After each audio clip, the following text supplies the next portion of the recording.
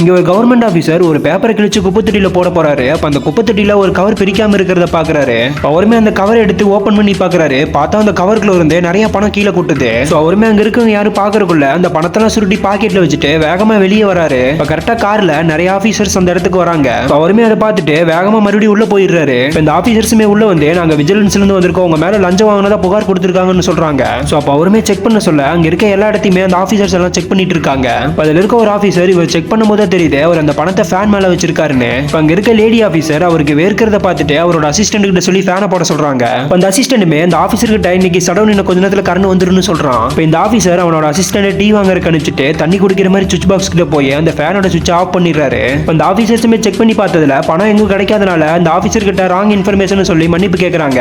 அப்பன்னு பார்த்து கரெக்டா கரண்ட் வர அந்த ஆபீசரோட அசிஸ்டன்ட் வேகமா வந்து ஃபேனை போடுறான். அப்ப மேல இருக்க பணம் எல்லாம் கீழே விழுந்துருது.